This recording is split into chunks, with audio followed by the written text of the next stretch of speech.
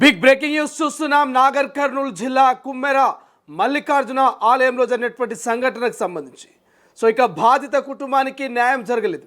మళ్ళీ పోరాటాల్సిందట్టు ఇక విశారదన్ మహారాజ్ పోరాటాన్ని మళ్ళీ మొదలుపెట్టినట్టు తెలుస్తుంది. ఇప్పటికే బాధిత కుటుంబానికి రక్షణ కల్పించాలంటూ డిఎస్పికి వినతి పత్రం అందించినట్టుగా తెలుస్తోంది. మొత్తం మీద దేశవ్యాప్తంగా మారుమోగినటువంటి కుమ్మెరలో 2 నెలల చిన్నారి మరణానికి సంబంధించి ఇక పూర్తి స్థాయి ఎవరైతే నిందితులు ఉన్నారో వాళ్ళని అరెస్ట్ చేయలేరు, వాళ్ళని అరెస్ట్ చేయాల్సిన అవసరం ఉందంటూ విశారదన్ మహారాజు చాలా రోజుల నుంచి ఫైట్ చేస్తూ ఉన్నారు. ఈ యొక్క కుమ్మెర సంఘటన మీద అధికార కాంగ్రెస్ పార్టీది ఒక వర్షన్ అయితే ప్రజా సంఘాల వర్షన్ మరొకటి. న్యాయం జరిగేంత వరకు ఇక కుమ్మెరను వీడేది లేదు. ఎవరైతే మరి బాధిత కుటుంబానికి సంబంధించి చిన్న పాప మరణానికి కారణమైనటువంటి బాధితులు ఉన్నారో మరి ఆ బాధితులకు ఉరిశిక్ష పడాల్సిందే. ఆ పాపను మరి చంపడానికి ఎవరైతే ప్రోత్సహించారో అక్కడ జరిగినటువంటి సంఘటన ఏదైతుందో ఆ సంఘటనలో ప్రత్యక్షంగా పాల్గొన్నటువంటి ప్రతి ఒక్కరికి అక్కడ శిక్ష పడాల్సిందే అంటూ విశారదన్ మహారాజ్ మరొకసారి ఉద్యమాన్ని ఉధృతం చేసే ప్రయత్నం చేస్తున్నారు. మరోసారి అక్కడ దీక్ష చేసేందుకు కూడా సిద్ధమైనది తెలుస్తుంది. ఒకసారి ఇదే అంశం మీద మాట్లాడే ప్రయత్నం చేద్దాం. మా ప్రతినిధి శివాజీ ప్రస్తుతం ఫోన్ లైన్లో అందుబాటులో ఉన్నారు. శివాజీతో మాట్లాడి మరింత సమాచారం తెలుసుకునేటువంటి ప్రయత్నం చేద్దాం. శివాజీ, ప్రస్తుతం కుమ్మెరలో ఏం జరుగుతుంది? మళ్ళీ విశారదన్ మహారాజ్ ఈజ్ బ్యాక్ అన్నట్టు ఒక చర్చ జరుగుతుంది. డిఎస్పి ఆ కుటుంబానికి భద్రత కల్పించాల్సిన అవసరం ఉందంటూ కూడా కొంత విశారదన్ మహారాజు లేటెస్ట్ కామెంట్స్ కొంత చర్చనీయాంశంగా మారుతున్నాయి. తాజా అప్డేట్స్ ఏంటి? అక్కడటువంటి పరిస్థితి ఏంటి? గత నెల 18వ తారీఖు నుంచి కూడా 18, 19, 23 రోజుల పాటు కూడా కుమ్మెర నాగర్ కర్నూలు జిల్లా కుమ్మెర గ్రామంలో జరిగినటువంటి ఘటన అటు 2 తెలుగు రాష్ట్రాలే కాదు మొత్తం నేషనల్ వైడ్ గా కూడా ఈ యొక్క సంఘటన పెద్ద ఎత్తున కూడా ప్రచారం కొనసాగింది. అక్కడ నాగర్ కర్నూలు జిల్లాలో ఉన్నటువంటి అంబేద్కర్ సర్కిల్లో వారం రోజుల పాటు కూడా కుమ్మెర బాధితులకు న్యాయం జరగాలంటూ బాలికని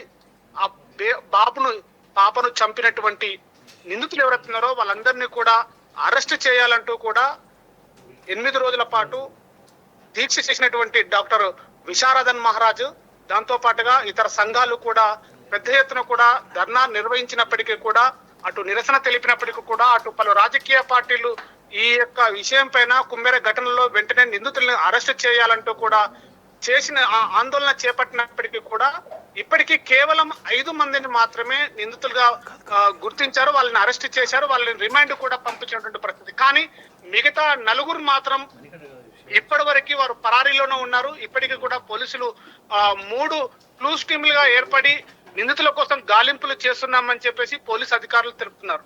ఈ నేపథ్యంలోనే గత 28వ తారీఖు నాడు కుమ్మెర బాధితులకి నాగర్ కర్నూల్ పోలీసుల ద్వారా న్యాయం జరగట్లేదంటూ డాక్టర్ విశారదన్ మహారాజ్ యొక్క ఆధ్వర్యంలో హైదరాబాద్ కి వెళ్లి హైదరాబాద్ లో అటు బీసీ ఎస్టీ కమిషన్ల చైర్మన్ కలిసి జరిగినటువంటి కుమ్మెర ఘటనలో జరిగినటువంటి విషయాన్ని పూర్తిగా వివరించి అటు డీజీపీ కూడా దీనిపైన పూర్తి విచారణ చేపట్టాలి, ఈ యొక్క కేసులో నిందితులుగా ఉన్నటువంటి 8 మందిని కూడా అరెస్ట్ చేయాలని చెప్పేసి కూడా అటు డీజీపీకి అటు కలెక్టర్ కూడా వినపాలు వినిపించినప్పటికీ పూర్తి న్యాయం జరగట్లేదంటూ మొదటి నుంచి కూడా విశారదన్ మహారాజు దీనిపైన పెద్ద ఎత్తున ఆందోళన చేపడుతున్నారు.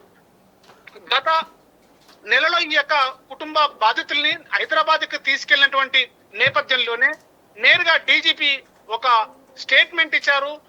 విశారదన్ మహారాజుకు సంబంధించినటువంటి వ్యక్తులు బాధితుల్ని తీసుకెళ్లారు, మాకు ఎలాంటి సంబంధం లేదని చెప్పేసి మీడియా ముందు చెప్పడంతో అక్కడ ఉన్నటువంటి బాధితులని హైదరాబాద్ కు న్యాయం జరగట్లేదు ఇక్కడ అంటూ హైదరాబాద్ కు తీసుకెళ్లి పలు సంఘాల యొక్క ఎస్సీ ఎస్టీ కమిషన్ చైర్మన్లకు కలిసి తమ సమస్యను చెప్పేటువంటి ప్రయత్నం చేశారు. తర్వాత వారం రోజుల తర్వాత మళ్ళీ నిన్న విశారదన్ మహారాజ్ యొక్క ఆధ్వర్యంలో ఈ యొక్క కుమ్మెర బాధితులు గణేష్, మౌనిక తమ కుటుంబ సభ్యుల్ని తీసుకొచ్చి మళ్ళీ డిఎస్పీ ఆఫీసులో డిఎస్పీ ముందర శ్రీనివాసుల ముందర హాజరుపరచడం జరిగింది. వెంటనే వీళ్ళ పైన పెట్టినటువంటి కేసులు ఏవైతున్నాయో అవన్నీ కూడా కేవలం తాత్కాలికమైనటువంటి కేసులు పెట్టారు.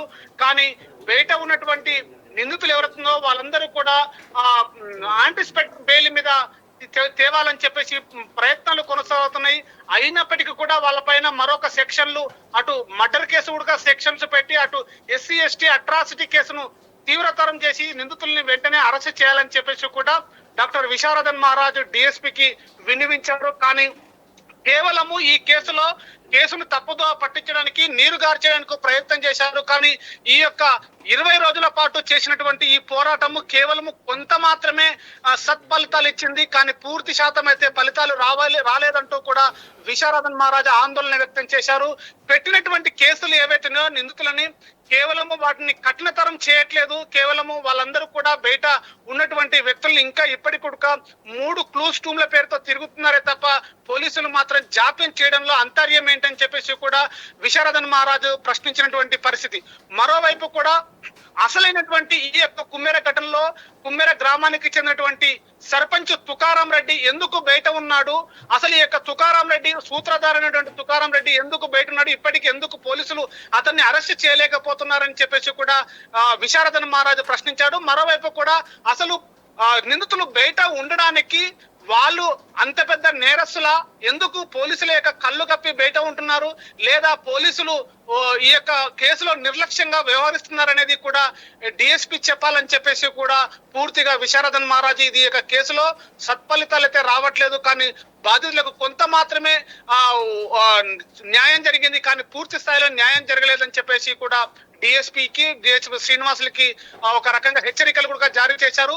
ఈ యొక్క కేసులో పూర్తి విచారణ, అటు బాధితులందరూ కూడా రేపటి నుంచి ఇక్కడే ఉంటారు, గ్రామంలో ఉంటారు. తన తల్లి గ్రామంలో ఉంటుంది, తన కుటుంబ సభ్యులు గ్రామంలో ఉంటారు. వాళ్ళకి ప్రాణ భయం ఉందని చెప్పేసి వాళ్ళ ఆందోళన చెందుతున్నారు. దీనిపైన కూడా పూర్తిగా డిఎస్పీ పోలీస్ అధికారులు రక్షణ కల్పించాలి. వెంటనే బయట ఉన్నటువంటి నిందితులని, అటు తుకారాం రెడ్డిని కూడా, అటు తనతో పాటు ఉన్నటువంటి సతీష్ రెడ్డి కూడా బయట ఉన్నటువంటి నిందితుల్ని వెంటనే అరెస్ట్ చేయాలని చెప్పేసి కూడా నిన్న రాత్రి డిఎస్పీ శ్రీనివాసులకు చాలా వినమ్రపూర్వకంగా చెప్పినటువంటి పరిస్థితి. కానీ ఈ కేసు ఇది కేవలము తాత్కాలికంగా మాత్రమే ఉంటుంది, కానీ రాబోయే రోజుల్లో దీని ఉద్యమాల్లాగా తీర్చిదిద్దుతాం, దీని ఇంకా కూడగట్టుతాం. ప్రజా సంఘాల నేతలతోటి కలిసి ఈ యొక్క కుమ్మెర బాధితులకి న్యాయం జరిగేంత వరకు కూడా ఇడిచిపెట్టేది లేదని చెప్పేసి కూడా విశారదన్ మహారాజ్ చెప్పినటువంటి పరిస్థితి. Right, thank you Shivaji. ఇది ఓవరాల్ గా సో ఏదైతే విశారదన్ మహారాజ్ కుమ్మెర సంఘటన డే 1 నుంచి కూడా మరి ఫైట్ చేస్తా ఉన్నాడు. బాధిత కుటుంబానికి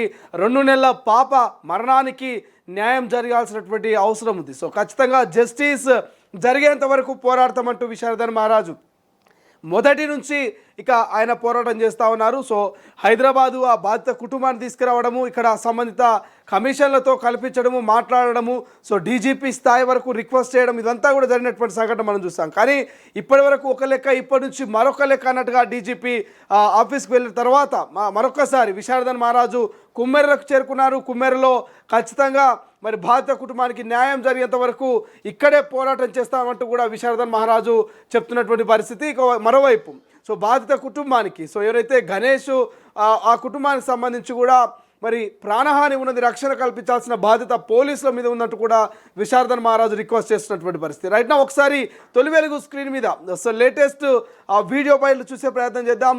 విశారదన్ మహారాజు లేటెస్ట్గా ఏం కామెంట్ చేశారనేది బ్యాక్ టు బ్యాక్ వీడియోస్ చూపించే ప్రయత్నం చేద్దాము, రిమాండ్ చేద్దాం, ఇవన్నీ చేసి పెడతాం, విచారించి చేస్తాం, న్యాయం చేస్తామని డీజీపీ గారు చెప్పడం జరిగింది. ఆ డీజీపీ గారు చెప్పిన తర్వాత దాదాపుగా వారం 10 రోజులు ఎదురు చూశాం.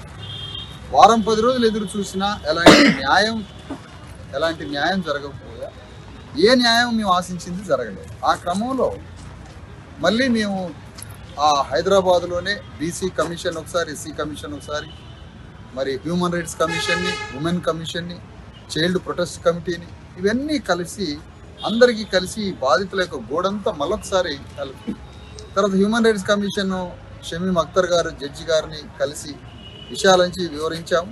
వారు 24 గంటల వాయిదా వేశారు. ఆ రోజు మళ్ళీ ఒకసారి రమ్మని చెప్పడం జరిగింది.